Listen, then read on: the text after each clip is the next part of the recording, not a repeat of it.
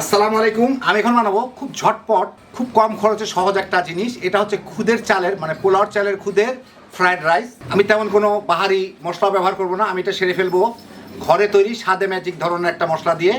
আপনার ইচ্ছা করলে সাদে ম্যাজিক দিতে পারেন অথবা এই ধরনের প্যাকেটের মশলা, অথবা কেউ তৈরি করে রাখতে চাইলে ডিসক্রিপশনে লিঙ্ক আছে, ওইটা দেখে আপনারা বানিয়ে নিতে পারেন। তৈরি করা খুব সহজ। আর পোলার চালের খুদ নর্মাল দাম হচ্ছে প্রায় 50-60 টাকা করে কেজি, অর্ধেক খরচ প্রায়। তো আসেন থেকে শুরু করা যাক। আমি এখানে 2 কাপ পোলার চালের খুদ নিছি। এই খুদগুলো দেখেন খুব ঝরঝরা হয়।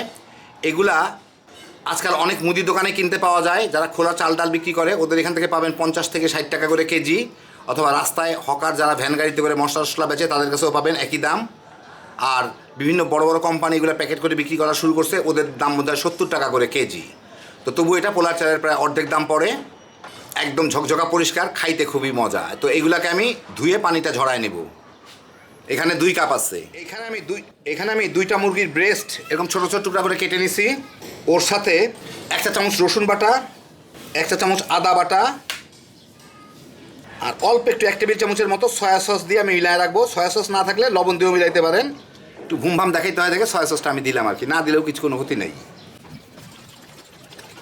হইলো, এখন এটা আমি ভেজে নিব। আমি এখানে গাজর এভাবে চিকন চিকন করে কুচাই নিছি, আর কিছু বরবটি এরকম করে কেটে নিছি ছোটো ছোটো করে। এগুলো 1.5 কাপ করে আছে একটা। এখানে অর্ধেকটা ক্যাপসিকাম আমি ছোটো ছোটো টুকরা করে কেটে নিচ্ছি। যে যার পছন্দ মতো সবজি দিতে পারেন, আমার কাছে যা ছিল আমি তাই দিলাম। আমি একটা সসপ্যানে যথেষ্ট পরিমাণ পানি বরফ দিয়ে নিচ্ছি, ফুটতেছে কিন্তু পানিটা। এর মধ্যে 1 চামচ লবণ দিলাম, দিয়ে আমি এই খুদের চালগুলোকে ধুয়ে রাখছি এইগুলাকে এর মধ্যে দিয়ে প্রায় 70% মতো সিদ্ধ করে নিব। দেওয়ার পরে একটু নেড়ে দিতে হবে মানে বলক ওঠা পর্যন্ত, না হলে কিন্তু তলে লেগে যায় এগুলা। সেই জন্য 2-1 বার একটু নাড়ার উপর রাখতে হবে। চালটা হয়ে গেছে প্রায় 80%-এর মতোই সিদ্ধ হয়ে গেছে। এখন আমি চুলাটা বন্ধ করে এই পানিটা ড্রেন করে নিব। 80-85% হলেও ভালো হয় সবচেয়ে, হালকা একটু শক্ত থাকলেই হলো। আমি চুলা একটা কড়াইয়ে 2 চা চামচের মতো তেল গরম করে তার মধ্যে এই মুরগিগুলোকে দিয়ে একটু ভেজে নিব।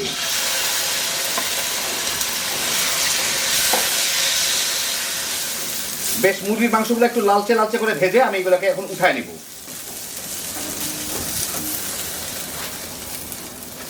এখন আমি একই ফ্রাই প্যানে প্রায় 1.5 টেবিল চামচের মতো তেল দিয়ে ওর মধ্যে আমি একটু গাজর এরকম সেট করে রাখা আর একটু বরবটি টুকরা টুকরা কেটে রাখা ওগুলা দিয়ে একটু ভেজে নিব। সাথে অল্প একটু লবণও দিয়ে দিই। এই 2-3 মিনিট ভেজে এই সবজিগুলো একটু নরম হইলে এর মধ্যে আমি প্রায় 2 চা চামচের মতো, এখন 1 চামচ দিলাম, পরে আরেক চামচ দিব, 2 বারে দিলাম আর কি আমি। এইটা হচ্ছে ঘরে বানানো সাদে ম্যাজিক টাইপের মশলা, ওই মশলাটা দিয়ে দিলাম একটু। কেউ চাইলে নুডলসের মশলা দিতে পারেন, কেউ চাইলে ফ্রাইড রাইসের মশলা আছে ওইটা দিতে পারেন, চিকেন পাউডার থাকলে সেটা দিতে পারেন। আমি এটা দিয়ে দিলাম, একটু ভেজে নিই কয়েক সেকেন্ড।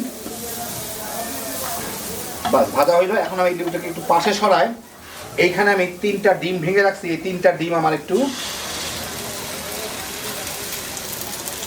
ভেজে নিতে হবে আর কি, সিদ্ধ হওয়া পর্যন্ত।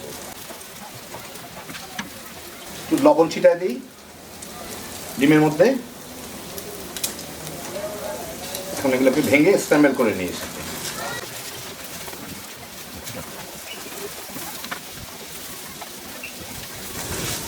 ডিমগুলো মোটামুটি বেশ ভালো মতোই ভাজাও হয়ে গেল, টুকরো টুকরো হয়ে গেল, চিন্তার কারণ নাই, খুব ভালো হয়েছে। এখন এর মধ্যে আমি একটু ক্যাপসিকাম দিব, যার যার খুশি সবজি যে যার মতো দিতে পারেন। ক্যাপসিকাম শেষে দিলাম, কারণ ক্যাপসিকাম বেশি সিদ্ধ হলে কিন্তু খারাপ লাগে খাইতে। এর সাথে একটু মিলাই এই মুরগির মাংসগুলোও দিয়ে দিই ভাজাটা, একটু নাড়াচাড়া করে মিশাই। এর মধ্যে এই খুদের চালগুলা দিতে থাকবো। আমি পানি ঝরা রাখছি,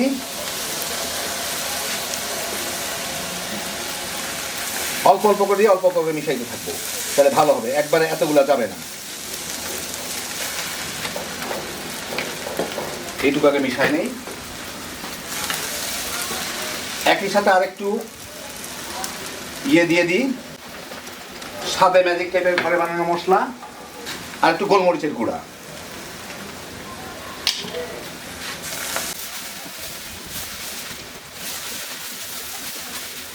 এখন এখান থেকে অল্প অল্প করে খুদ নিয়ে খুদের চাল নিয়ে আমি এর মধ্যে মিশাইতে থাকবো। এই মিশানোর ফাঁকে আমার একবার একটু লবণটা দেখে নিই। আর একটু চাল মিশবে, লবণ আর একটু লাগবে। আমি আগে অ্যাডভান্স একটু লবণ দিয়ে দিই, পরে চালটা মিশানোর সময় আর আমার দরকার হবে না, বুঝে দিয়ে দিবেন। আর আরেকটু চালের জন্য আরেকটু মশলা দিলে ভালো হয়।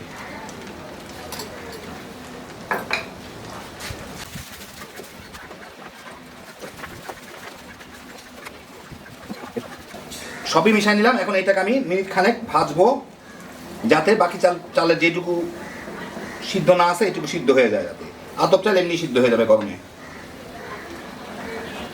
মিনিট খানেক জাল দিলাম, ভালো মতো মিলেও গেল। এখন আমি এর মধ্যে কিছু কাঁচা মরিচ, লাল মরিচ কুচি করে রাখছি, ওগুলা দিয়ে দিব। আপনার যার যার রুচি মতো দিতে পারেন। দিয়ে এটাকে ভালো মতো একটু মিলাই দেই। যা গরম আছে এর মধ্যে এটা হয়ে যাবে, ফ্লেভারটা চলে আসবে, চিন্তার কারণ নেই। চুলাটা বন্ধ করে দিই, নিচ থেকে পুড়ে যেতে পারে। এটা গরম অবস্থায় একটু গলা গলা মনে হবে, মানে আঠা আঠা মনে হবে। এটা কিন্তু ঠান্ডা হলে ঝরঝরা হয়ে যাবে। বাস হইল। আমি আপনাদের এখন একটু বেড়ে দেখাচ্ছি, একটু ঠান্ডা হোক। তো এই দেখেন, খুবই সহজে হয়ে গেল আমার দারুণ মজার খুদের চাল দিয়ে, পোলাওয়ের খুদের চাল দিয়ে ফ্রায়েড রাইস। তেমন কোনো বিশেষ মশলাও না, আমি আমার ঘরে তৈরি করা সাদে ম্যাজিক টাইপের একটা মশলা আছে, ওটা দিয়ে সেরে দিলাম। আপনারা তৈরি করে রাখতে পারেন, খুব কম খরচ হয়। আমি ডেসক্রিপশনে লিঙ্ক দিয়ে দিব ওই ভিডিওটার, আপনারা দেখে ঘরে তৈরি করে রাখতে পারেন। যে কোনো সবজি রান্না কিংবা এই ধরনের রান্নার মধ্যে দিলে আসলেই স্বাদটা খুব বেড়ে যায়। ঝটপট যারা কোনো খাবার চান তৈরি করে নিতে পারেন, এটা খরচও কম। আর খুদের চাল যদি দোকান থেকে কিনেন 50 থেকে 60 টাকা করে কেজি নেবে আপনাদের। দোকান কিংবা হকার থেকে কিনলে পোলাওর চালের খুদ যেটা, ওটা দিয়ে আপনারা ভাত, খিচুড়ি কিংবা যাও যে কোনো ধরনের ফ্রায়েড রাইস যে কোনো কিছু রান্না করে খাইতে পারবেন। বর্তমান সময় চালের থেকেও কম দাম ওইটা। তো দেখেন কত সহজে তৈরি করে ফেলা যায়। আমি যা সবজি দিলাম আপনারা আপনাদের পছন্দ মতো সবজি দিয়ে নিতে পারেন, এর মধ্যে কোনো ব্যাপার না। এখন খালি ঝটপট বানাইবেন, তামা তামা করে খায় ফেলাইবেন। Happy জোশের item. আল্লাহ আপনাদের সবাইকে ভালো রাখুন, সুস্থ রাখুন, নিরাপদে রাখুন। ইনশাল্লাহ বেঁচে থাকলে আবার দেখা হবে। আল্লাহ হাফেজ।